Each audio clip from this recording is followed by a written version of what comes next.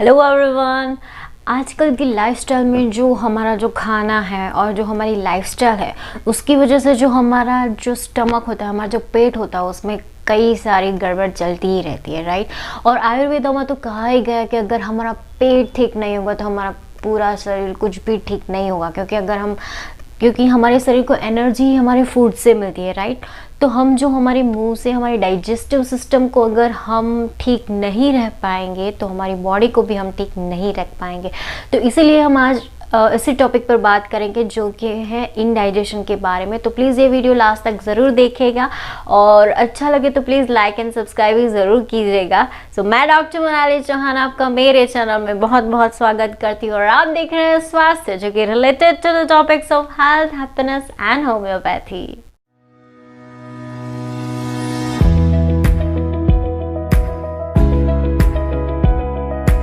आज हम इनडाइजेशन में 4 टॉपिक को कवर करेंगे। तो फर्स्ट हम लेंगे इनडाइजेशन एंड उसको क्या सिम्टम्स होते हैं। सेकंड लेंगे उसकी कॉज, इनडाइजेशन होने के क्या का कॉज है। देन हम लेंगे उसकी प्रिवेंशन एंड लास्ट में जो 4 टॉपिक होगा वो उसकी ट्रीटमेंट होगी। और ट्रीटमेंट में हम 2 पार्ट में डिवाइड करेंगे। एक जो आपका घरेलू नुस्खा जो आपको ईजिली कभी यूज़ हो सके, और दूसरा जो 3 होम्योपैथिक रेमेडीज़ है उसके बारे में हम बात करेंगे। जो इनडाइजेशन, बदहजमी, उसको हम दूसरी टर्म में डिस्पेप्सिया भी बोलते हैं मेडिकल टर्म में, राइट।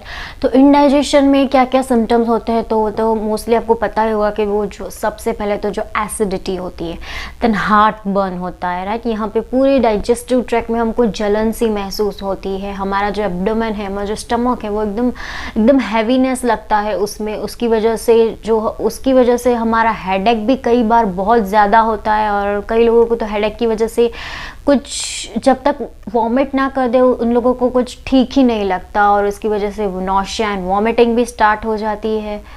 अब सेकंड पॉइंट हम लेंगे उसकी कॉज। तो कॉज में हम फर्स्ट लेंगे एंग्जाइटी, राइट। क्योंकि अभी की जो सिचुएशन है, कई लोगों को ऐसी अपनी लाइफस्टाइल ऐसी हो जाती है कि कभी छोटी छोटी बात पे जो टेंशन ले लेते हैं, या अब क्या होगा या कैसे होगा, या कई छोटी छोटी बातों पर स्ट्रेस ले लेते हैं। उसकी वजह से भी जो उनका जो डाइजेस्टिव सिस्टम होता है उस पर सबसे पहले उसका असर होता है।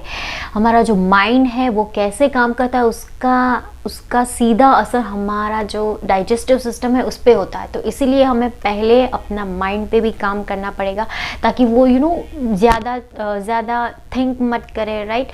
जिससे वो नेगेटिव थॉट्स पर मत जाए। और कई लोगों को रात को नींद भी नहीं आती उसकी वजह से, और उसकी वजह से भी जो उसका जो एसिड सिक्रेशन है, उस स्ट्रेस लेवल है, वो बहुत बढ़ जाता है।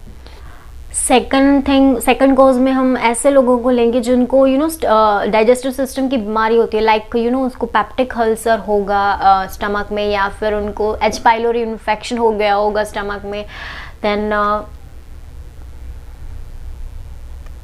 उसको लीवर डिसीज होगा, किडनी डिसीज होगा। अगर ये सारे सिस्टम भी अगर लीवर भी ठीक से काम नहीं कर रहा होगा तो उसकी वजह से भी जो उसका डाइजेशन पर है वो सबसे पहले असर होगा।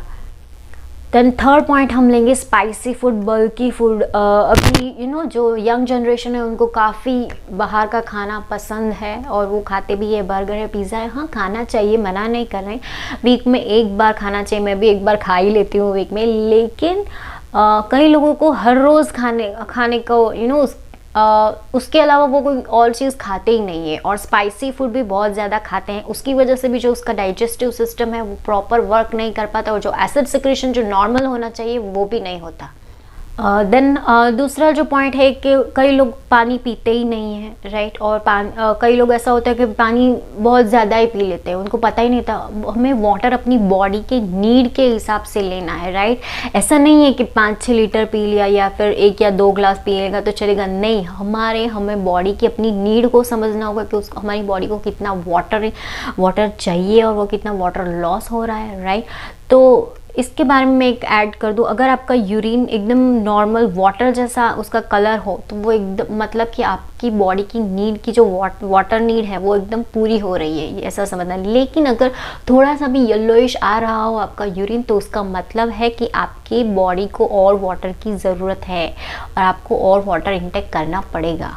देन दूसरा कॉज हम लेंगे कि कई लोग मेडिसिन लेते हैं लेकिन जो डॉक्टर की सलाह होती है कई लोग उनको मानते ही नहीं है, वो सिर्फ अपनी अपनी तरह से वो मेडिसिन ले लेते हैं, या फिर कई लोग ऐसा करते हैं कि एसिडिटी की मेडिसिन भी होती है, अगर उसको थोड़ा भी लगे तो एसिडिटी की मेडिसिन ले लेते हैं बिना किसी डॉक्टर की सलाह के लिए, या ऐसे भी कोई भी मेडिसिन कभी भी ले सकते हैं। और कई लोगों को हेडेक होता है तो तुरंत ही हेडेक की मेडिसिन लेंगे, पेन किलर्स ले लेंगे, कुछ भी थोड़ा सा पेन हुआ तो ऐसी मेडिसिन हमें नहीं लेनी चाहिए। ऐसी मेडिसिन हमें डॉक्टर की सलाह से ही लेनी चाहिए ताकि उसका ट्रीटमेंट हो सके। अगर हम कोई भी मेडिसिन ले लेंगे तो उसका साइड इफ़ेक्ट हमारे डाइजेस्टिव सिस्टम पर ज़रूर होगा।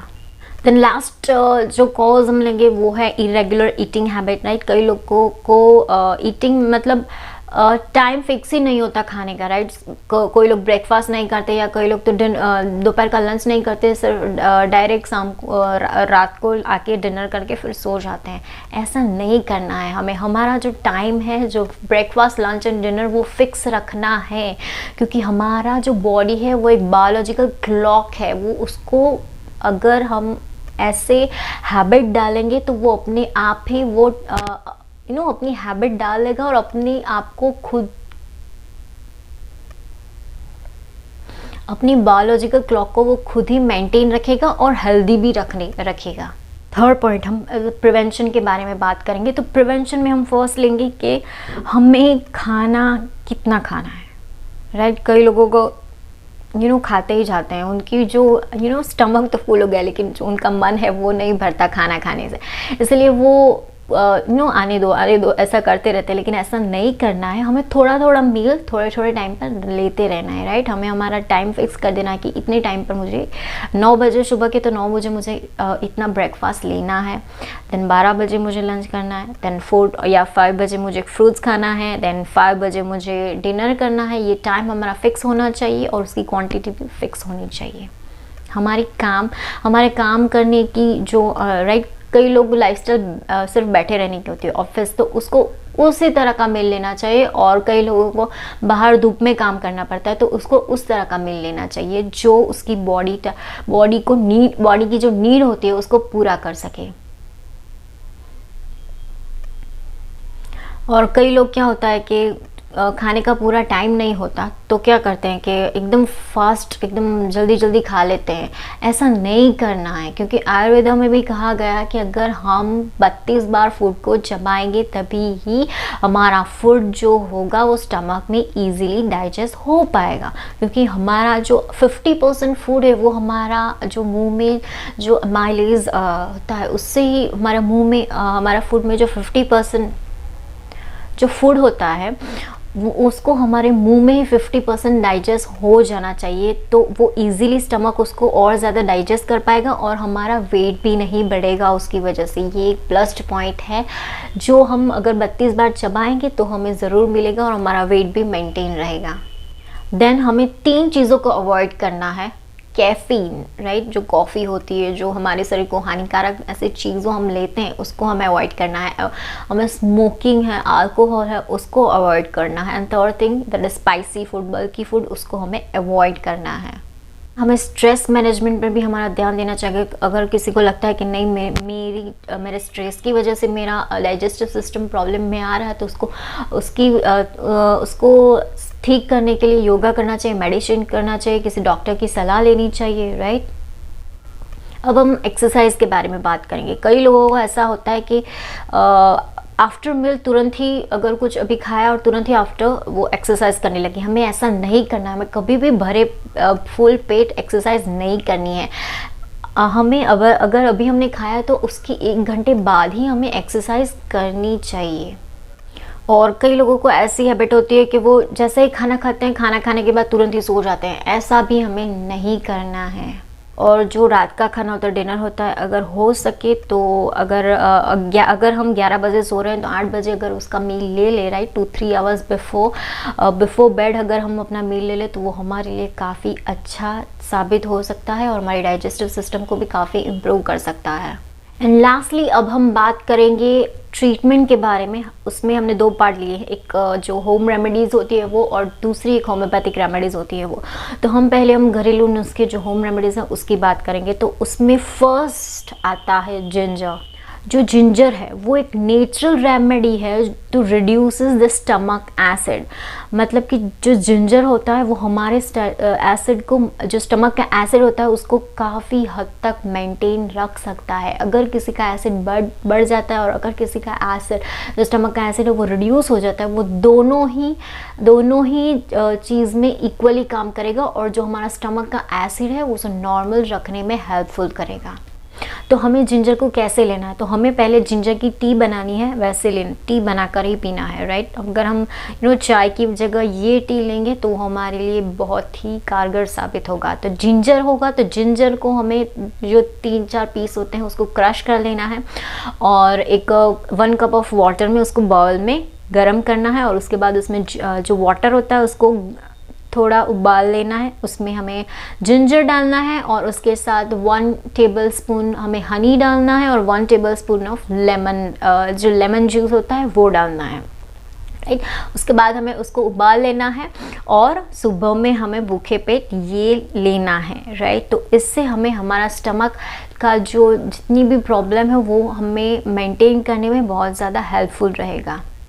और जिंजर टी में हमें दूसरी एक बात और ध्यान रखनी है कि हमें पर डे में उसको 3 to 4 ग्राम जिंजर ही लेना है, उससे ज़्यादा नहीं लेना है, क्योंकि अगर उसके हम ज़्यादा लेंगे तो वो भी शायद हमें हार्ट बर्न कर सकता है, अगर 3 से 4 ग्राम से ज़्यादा लेंगे तो। इसीलिए हमें उसकी लिमिट 3 से 4 ग्राम की ही रखनी है पर डे में, ठीक है। The second thing is the lemon water. The lemon water है वो excellent source of vitamin C है, हम सभी लोगों को पता है, राइट। वो नेचुरल न्यूट्रलाइजर है। लेमन वाटर होता है वो क्या करता है, वो अल्कलाइन इफेक्ट हमारे स्टमक में प्रोड्यूस करता है, उसकी वजह से जो हमारा स्टमक का एसिड है वो न्यूट्रलाइज रहता है। अब हमें लेमन वाटर को लेना कैसे है, तो 1 ग्लास वाटर को हमें पहले उबालना है, राइट। और उसमें हमें 1 टेबलस्पून लेमन डाल के उसको थोड़ा उबालना है और ये जो लेमन वाटर बना है उसको हमें जो दोपहर का जो लंच होता है उसके 15 to 20 मिनट बिफोर हमें लेना है, राइट। इससे अगर हम 2 बजे खाते हैं तो 1:30 बजे के आसपास हमें ये लेमन वाटर ले लेना है और उसके 15 to 20 मिनट्स बाद ही हमें हमारा लंच लेना है। The third thing is a peppermint T. तो पेपरमिंट टी है वो एक्सलेंट ब्रीथ फ्रेशनर है, राइट। वो हमारे माउथ को फ्रेश रखने में बहुत ज़्यादा हेल्पफुल होता है, राइट। और पेपरमिंट टी है उसका एक और बेनिफिट है, वो है एंटी स्पाज्मोडिक इफेक्ट। मतलब कि अगर हमारे पेट में दर्द होता है इंडाइजेशन की वजह से और उल्टियाँ भी आती है, नौशिया हो रहा है, तो ये जो पेपरमिंट टी है उसमें बहुत ही कारगर साबित होता है। और ये पेपरमिंट टी हमें रात के डिनर के बाद तुरंत बाद ही ले लेंगे, राइट। वार्म वाटर हमें पहले वार्म करना है और उसमें जो पेपरमिंट के 4-5 पत्ते उसको डाल देने हैं क्रश करके, और उसके बाद वो जो पेपरमिंट वाटर बना है उसको हमें आफ्टर डिनर हमें तुरंत ही ले लेना है। और एक बात इसमें ध्यान रखनी है कि अगर किसी पेशेंट को GERD है या अल्सर है, मतलब कि अगर किसी पेशेंट को गैस्ट्रोइसोफेजियल रिफ्लक्स डिसीज़ है, मतलब कि उसका जो स्टमक और जो ईसोफेगस होता है उसके बीच में एक वाल्व आता है, वो अगर उसका थोड़ा ठीक से बंद नहीं हो रहा तो उसका जो एसिड है वो अपने आप ही ऊपर आता जाता रहता है, उसकी वजह से उसको हार्ट बर्न होता है। तो ऐसी कंडीशन में हमें उसको पेपरमिंट टी नहीं देनी है, क्योंकि वो एंटी स्पाज्मोडिक इफेक्ट है, मतलब वो मसल लूज़ करता है, तो उसकी वजह से वो उसको और हार्ट बर्न होगा। तो GERD में और अल्सर के केसेस में हमें पेपरमिंट टी नहीं लेनी है। और सेकंड ट्रीटमेंट हम होम्योपैथिक मेडिसिन के बारे में बात करेंगे। तो फर्स्ट मेडिसिन है नक्स वोमिका। तो नक्स वोमिका कैसे पेशेंट को लेना चाहिए, तो नक्स वोमिका पेशेंट को क्या होता है कि उसको भूख ही नहीं लगती, उसका पेट एकदम भरा भरा लगता है, उसको भूख ही नहीं लगती। और दूसरा कि अगर उसको उल्टी भी बहुत ज़्यादा होती रहती है, उबके आते रहते हैं, जैसे ही वो थोड़ा भी अगर खा लेगा तो उसके बाद आफ्टर हाफ एन आवर उसको पेन एकदम ज़्यादा स्टार्ट हो जाएगा और उसका जो स्टमक पेन होगा वो रेडिएट होता है, मतलब कि पेट में कभी भी कहीं भी दर्द होगा, ऐसा नहीं है कि यहाँ पे ही दर्द होगा, लेकिन यहाँ पे भी होगा, यहाँ पे भी होगा, कभी भी वो पेन के था होगा रेडिएटिंग, वो अपनी जगह बदलता रहता होगा और उसके साथ उसको नॉशिया एंड वॉमिटिंग भी होगी। और नक्स ओमेगा ऐसे पेशेंट को भी दिया जाता है उस जिसको नर्वस गैस्ट्रॉल्जिया हो, राइट, मतलब कि अगर वो शायद स्ट्रेस की वजह से या टेंशन की वजह से या किसी खबर उसने बुरी सुन ली उसकी वजह से उसको भी पेट में दर्द या ऐसी कोई तकलीफ हो रही है तो उसको भी हम नक्स ओमेगा दे सकते हैं। द सेकंड होम्योपैथिक रेमेडी है वो है कार्बोवेज। तो कार्बोवेज पेशेंट कैसा होगा, उसको बर्निंग पेन होगा एब्डोमेन में, राइट, और मोस्टली जो अपर एब्डोमिनल पार्ट है, ऊपर का जो पार्ट है उसमें पेन उसको ज़्यादा होगा और उसका जो पेट होगा वो एकदम उसको भरा भरा लगेगा, राइट, और उसको ऐसी फीलिंग होगी जैसे मेरे पेट में अभी कुछ है ही नहीं है, उसको भूख लगी उसकी ऐसा सेंसेशन होगा, लेकिन वो जब भी खाएगा तो भी उसकी जो वो फीलिंग होगी वो पूरा नहीं, उसे लगता है कि मुझे और खाना है, लेकिन वो जितना भी खाएगा उसकी जो स्टमक की जो नीड है वो पूरी ही नहीं होती। ऐसे पेशेंट को हम कार्बोवेज दे सकते हैं। The third homeopathic remedy that is lycopodium. अब लाइकोपोडियम पेशेंट होगा उसको पेन कहाँ पे होगा एब्डोमेन में, वो नीचे के पार्ट में होगा। कार्बोवेज को ऊपर के पार्ट में, लाइकोपोडियम को नीचे के पार्ट में पेन होता है। और जो लाइकोपोडियम पेशेंट होता है उसकी जो एपेटाइट होती है उसको भूख ही नहीं लगती और उसकी भूख दिन ब दिन कम ही होती जा रही है। वो थोड़ा भी खा लेगा तो भी उसको मतलब कि अगर उसको भूख लगे, अगर किसी को पेशेंट को भूख लगे भी तो अगर वो 2-3 चम्मच भी खा लेगा तो भी उसका पेट उसको लगेगा कि बहुत भर गया है, मैंने बहुत ज़्यादा खा लिया है, ऐसी सेंसेशन होगी। और ऐसे पेशेंट को जैसे ही तुरंत खाएगा उसको तुरंत ही पेट में दर्द स्टार्ट हो जाएगा। सो इस वीडियो में मैंने आपको पूरी जानकारी दी इंडाइजेशन के बारे में। अगर आपको इसके बारे में और जानना है और या कोई क्वेश्चन है, कोई क्वेरीज है, कुछ समझ में नहीं आया तो प्लीज़ कमेंट बॉक्स में कमेंट करके ज़रूर बताएं और ये वीडियो को शेयर ज़रूर कीजिए ताकि और लोगों तक भी पहुँचे। और प्लीज़ लाइक बटन को भी लाइक कर दीजिए क्योंकि मुझे इंस्पिरेशन मिलती रहे कि मुझे ऐसे और वीडियो बनाना है, तो प्लीज़ मुझे ज़रूर सपोर्ट कीजिएगा और कमेंट बॉक्स में कमेंट करके ज़रूर बताएं कि आपको और किन किन चीज़ों के बारे में जानना है और आपको वीडियो कैसा लगा। So thank you so much for watching.